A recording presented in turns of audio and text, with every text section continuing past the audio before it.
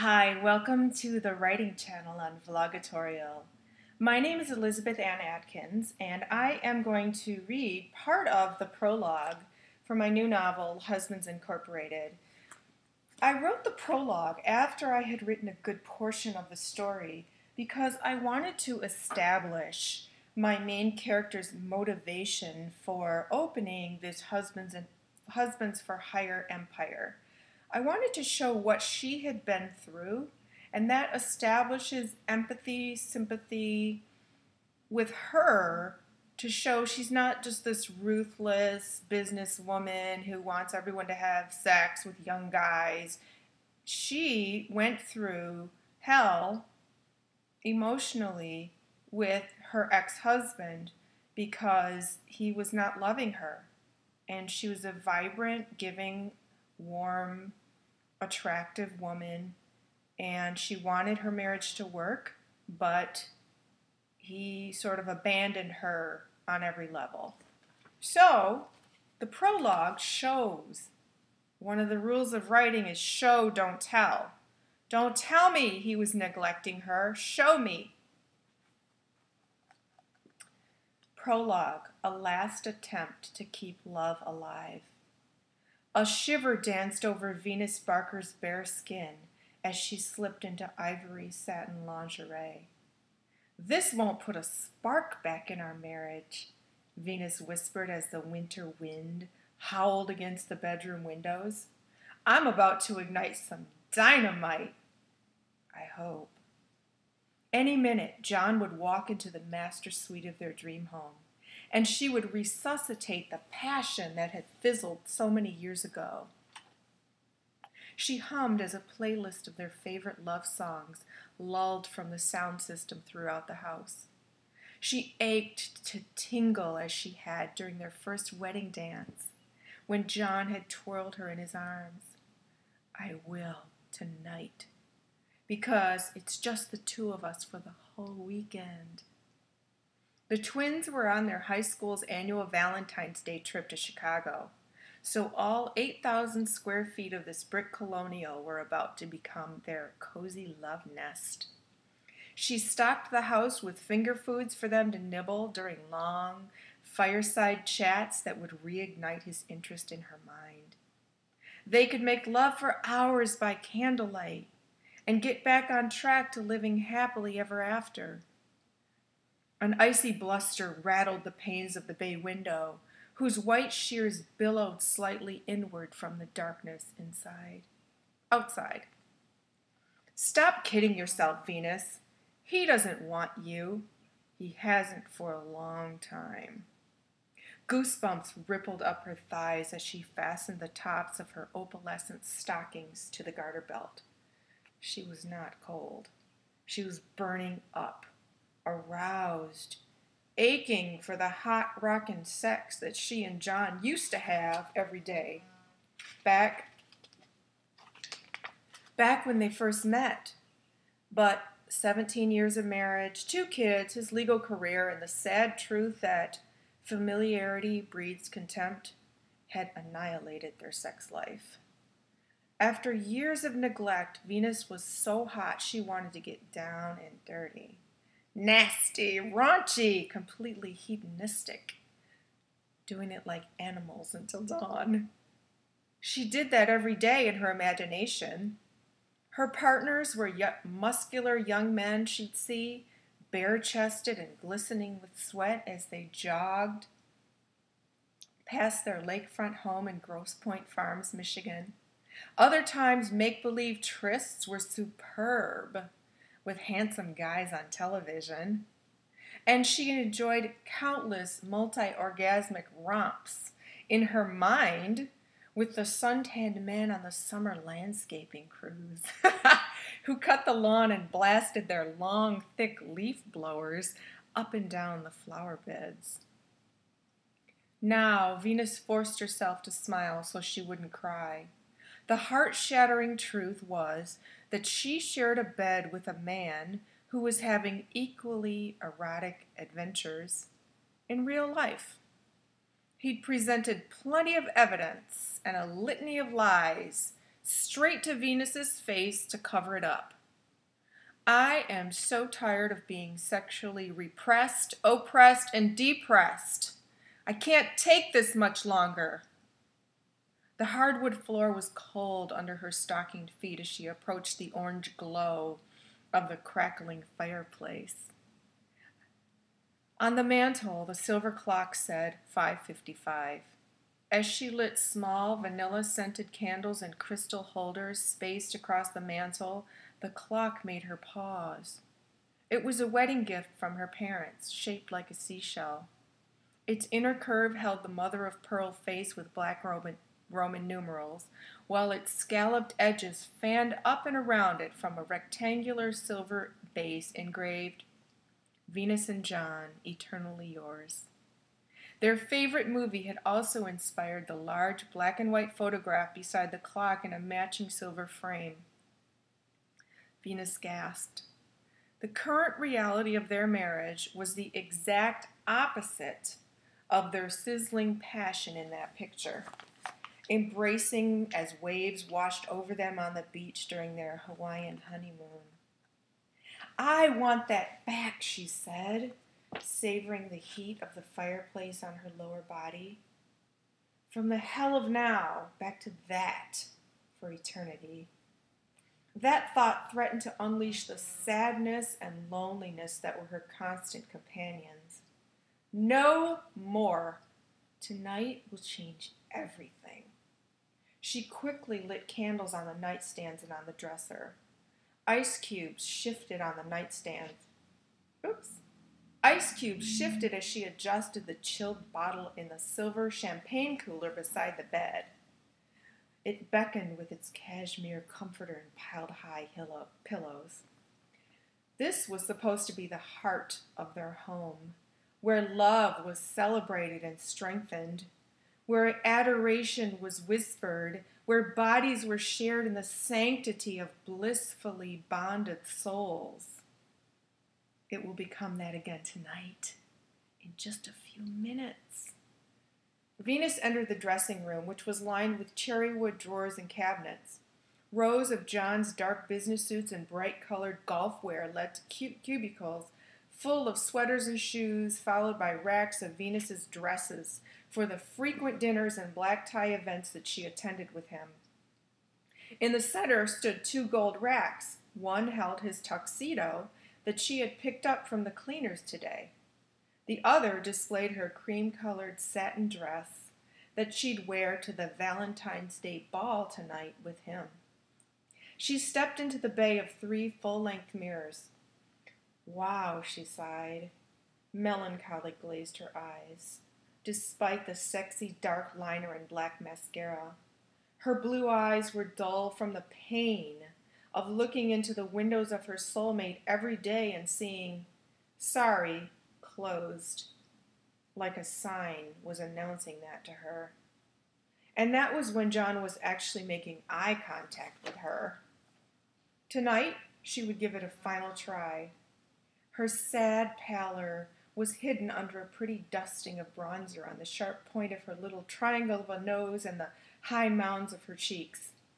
And rose-colored lipstick glossed her lips that once, long ago, had inspired John's compliments and kisses. She turned in the mirror. She hadn't worn lingerie for years, but she looked better than ever now, thanks to running, bike riding, kickboxing, and strength training.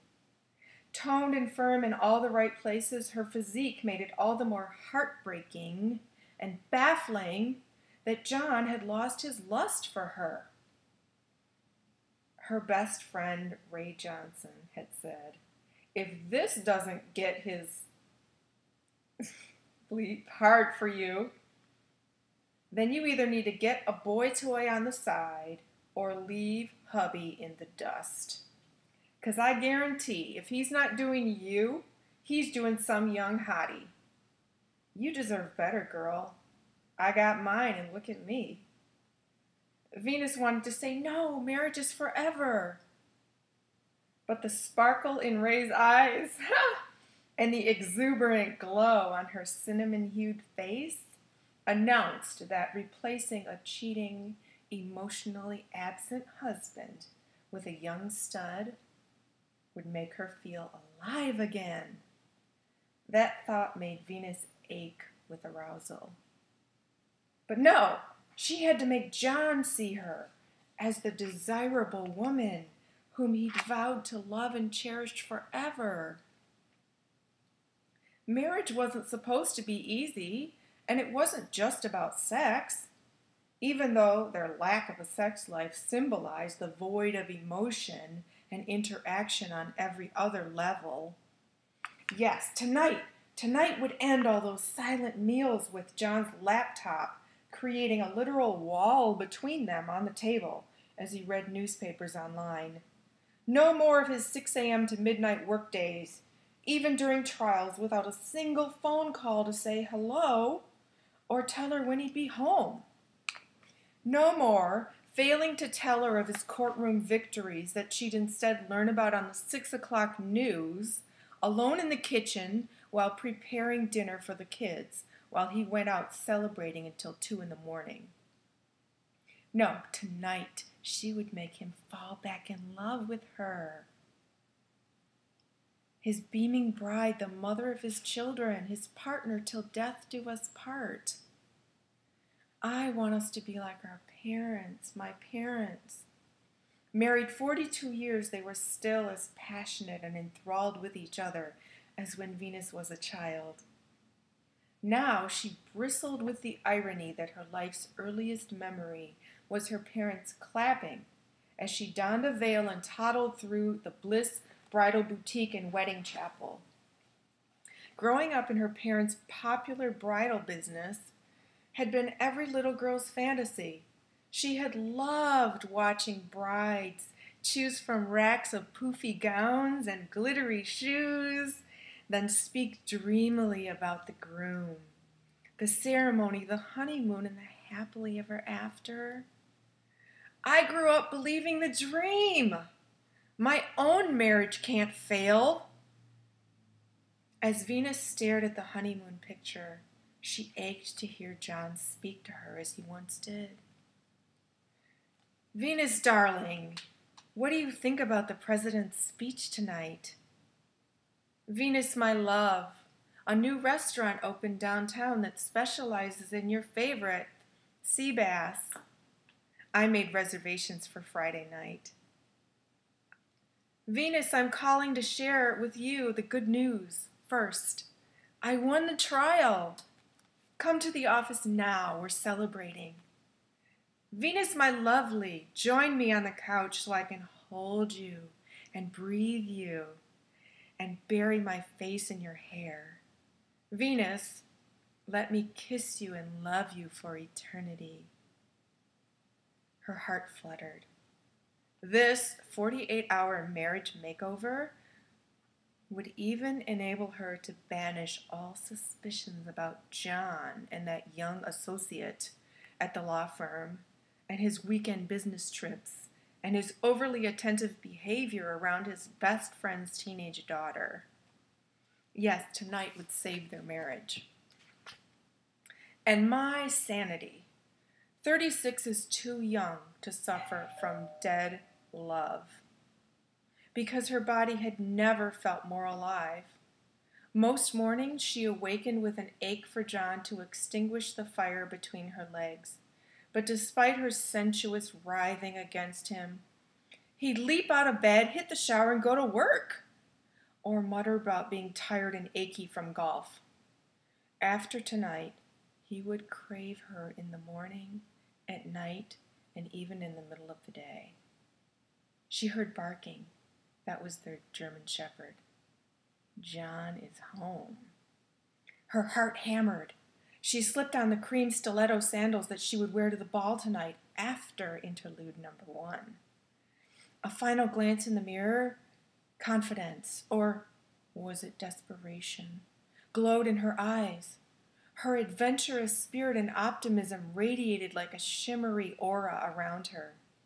She tucked a tendril of her straight blonde hair back up into the high twist that, with the pull of a clip, would tumble into a seductive cascade around her bare shoulders. Her pulse raced as she adjusted the straps on her 3-inch heels. She was 5'9", but even in those heels, John would still be a good 3 inches taller. The music changed to one of their favorite love songs. And she poured champagne into 2 crystal flutes, the ones she'd used on their wedding day. And then she stood in the orange glow of the fireplace. Excitement electrified her as John opened the double doors. The soft light illuminated his navy blue suit, starched white shirt, and yellow silk tie. The thin mustache that he'd been sporting in recent years gave him a debonair flair, especially when his parted hair, especially when his light brown hair on the side, and he let the naturals his hair. The firelight caught a few of the silver strands at his temples. His 49th birthday and the Kensington case had ushered in the gray. Bewilderment flashed across his face. "Hello, John," Venus said with a sultry tone. She held out a glass of champagne. "I have a surprise for you." Annoyance twisted his mouth. His blue eyes narrowed to slits, and he shook his head. "The roads are terrible from the snowstorm," he snapped as he darted into the room. "We need to dress and go, or we'll be late for the VIP reception." Venus's cheeks stung. "Oh, honey, just sit down and relax," she cooed, handing him a glass. He took it, standing in front of her. "A toast to you and me all weekend." She tilted her glass toward his, but she missed, because he was chugging the champagne like it was a whiskey shot. His smooth, winter-pale cheeks puffed out, and he gulped. "Ah," he said, "I needed that." He handed her the glass and removed his suit jacket. She set both glasses on the mantel, then sauntered close to him. "Honey," she whispered, holding his tie, "No, let's not." He yanked his tie from her grip, then fingered the knot loose. She cupped his jaw in her palm. "Honey, I want to make love," she whispered, nuzzling his ear, "before and after the party." "What else is new?" he shot back. With it came a gust of his cologne and perfume. Hot pangs of anger burned through her. He doesn't want me because he already gave it to somebody else. Venus glimpsed herself in the mirror over their dresser across the room. She looked like she just stepped out of a lingerie catalog, but John was looking at her like she was a grotesque ogre. "Venus," he said, sitting on the bed and bending down to remove his shoes. "I couldn't get it up right now if you brought in a crane to do it for me." Stunned, she just stared at him. Her cheeks stung, as if words from his mouth had smacked her. John exhaled, annoyed. "And don't tell me, Venus, you were so busy with all of this." He frowned at her lingerie without looking into her eyes. "That you forgot to get my tux from the cleaners."